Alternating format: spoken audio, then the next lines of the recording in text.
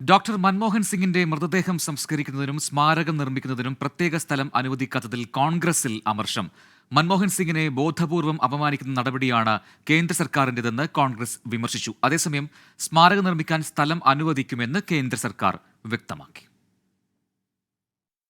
വിവാദങ്ങൾ പിന്തുടർന്നായിരുന്നു ഡോക്ടർ മൻമോഹൻ സിംഗിന്റെ അന്ത്യയാത്രയും. ഇന്ദിരാഗാന്ധിയുടെ സമാധി സ്ഥലമായ ശക്തിസ്ഥലിലോ രാജീവ് ഗാന്ധിയുടെ സ്മാരകം കുടികൊള്ളുന്ന വീർഭൂമിയിലോ ഡോക്ടർ മൻമോഹൻ സിംഗിനെ അന്ത്യകർമ്മങ്ങൾക്കും സംസ്കാര ചടങ്ങുകൾക്കും പ്രത്യേക സ്ഥലം അനുവദിക്കണമെന്നായിരുന്നു കോൺഗ്രസിന്റെ ആവശ്യം. ഈ ആവശ്യം പരിഗണിക്കാതെയാണ് മുൻ പ്രധാനമന്ത്രിയെ നിഗൻ ബോധ്ഘട്ടിൽ സംസ്കരിച്ചത്. ആദ്യ സിഖ് പ്രധാനമന്ത്രിയെ കേന്ദ്ര സർക്കാർ ബോധപൂർവം അപമാനിച്ചെന്ന് കോൺഗ്രസ് കുറ്റപ്പെടുത്തി. നടപടിക്ക് പിന്നിൽ മോദിയുടെയും ബിജെപിയുടെയും തരംതാണ രാഷ്ട്രീയമാണെന്നും വിമർശനം.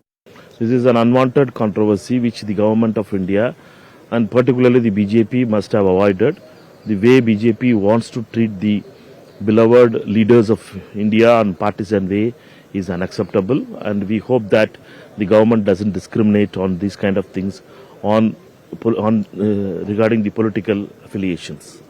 വിവാദങ്ങൾ അനാവശ്യമാണെന്ന് വ്യക്തമാക്കിയ കേന്ദ്ര സർക്കാർ സ്മാരകത്തിന് സ്ഥലം പിന്നീട് അനുവദിക്കാമെന്ന് കുടുംബത്തെ അറിയിച്ചു. 10 വർഷം ഭരിച്ചിട്ടും നരസിംഹറാവുവിന് സ്മാരകം നിർമ്മിക്കാൻ കോൺഗ്രസ് തയ്യാറായില്ലെന്ന വാദമുയർത്തി ബിജെപി പ്രതിരോധിച്ചു. കേന്ദ്ര നടപടിയിൽ ശിരോമണി അകാലിദളും പ്രതിഷേധമറിയിച്ചു. സ്ഥലപരിമിതി കാരണം 2013 UPA സർക്കാർ തന്നെയാണ് പ്രത്യേക സ്ഥലം നൽകേണ്ടതില്ലെന്ന തീരുമാനമെടുത്തതെന്നും ശ്രദ്ധേയമാണ്. 24 ഡൽഹി.